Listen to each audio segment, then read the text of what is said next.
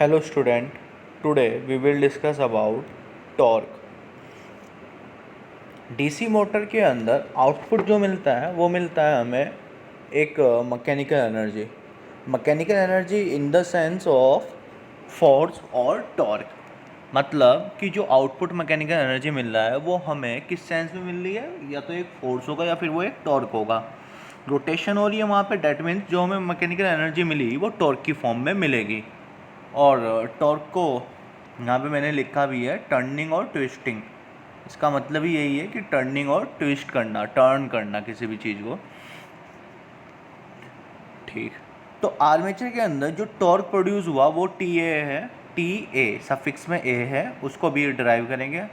जो साफ्ट पे, जहाँ पे साफ्ट मतलब जो जिससे लोड जुड़ा हुआ है उस पर जो टॉर्क प्रोड्यूस हुआ वो टी एस एच है।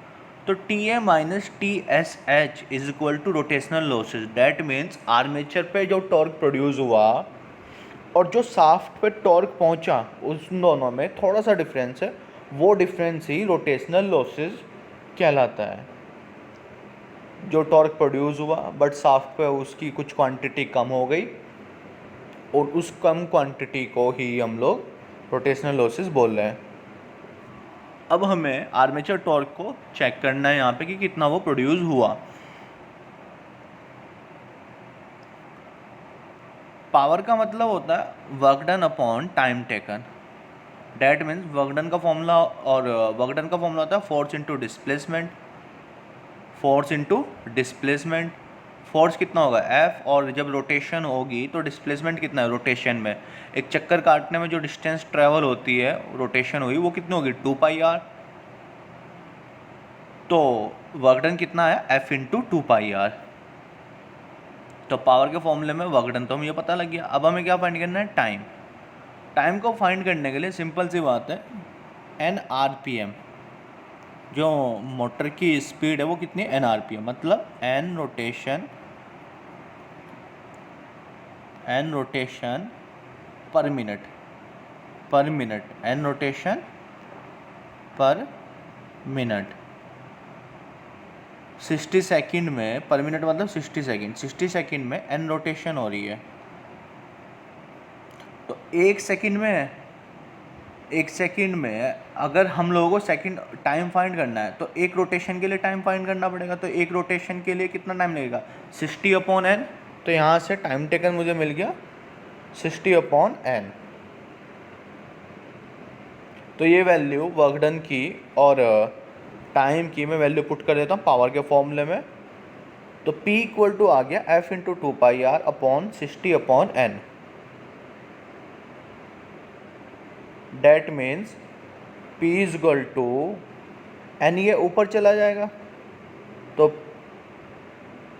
P equal to 2πn upon 60 F into R. अच्छा, F into R force into distance torque भी होता है,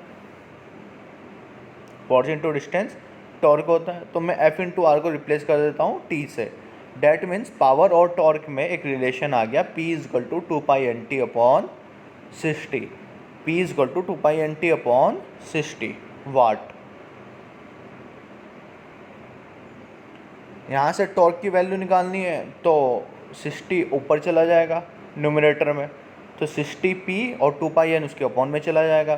तो 60p अपॉन 2πn ये टॉर्क की वैल्यू होगी न्यूटन मीटर।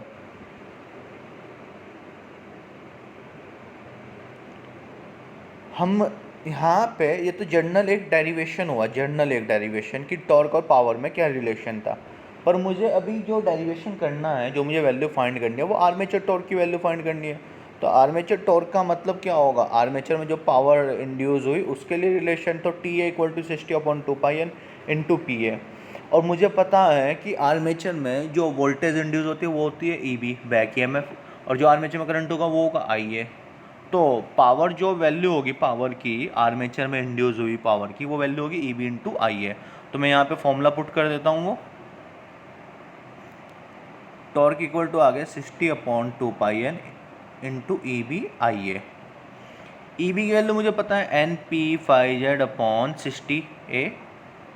ये वैल्यू हुई किसकी, ई बी की, एन पी 5z/60 है इंटू आई ए। तो एन से एन कैंसिल आउट, 60 से 60 कैंसिल आउट, तो यहाँ पे मुझे एक जनरल फॉर्मूला मिल गया। वो क्या मिला formula? T A equal to 1/2 Z P upon A into 5 IA। 1 by 1 करके सिंबल का सिग्निफिकेंस समझ लेते, क्या उसका मीनिंग है। टी ए मतलब आर्मेचर में जो भी टॉर्क प्रोड्यूस हुआ, 1/2 टू कॉन्स्टेंट होता है, पाई की वैल्यू होती है 3.14, ये तो हमें पता ही है।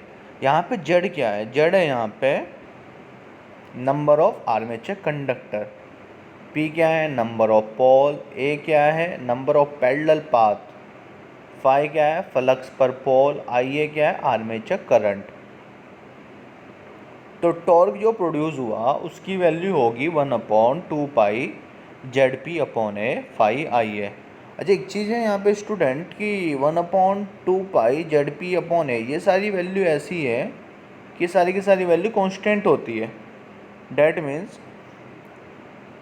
जो आर्मेचर टॉर्क प्रोड्यूस होगा वो डायरेक्टली प्रोपोर्शनल टू होगा फाई के और आर्मेचर करंट के। जितना ज़्यादा फ्लक्स होगा, जितना ज़्यादा आर्मेचर करंट होगा, फील्ड वाला फ्लक्स, तो उतना ही ज़्यादा टॉर्क प्रोड्यूस होगा। तो अगर मैं फ्लक्स को वेरी करूं तो भी टॉर्क वेरी होगा, और आर्मेचर करंट को वेरी करूं तो भी टॉर्क वेरी करेगा।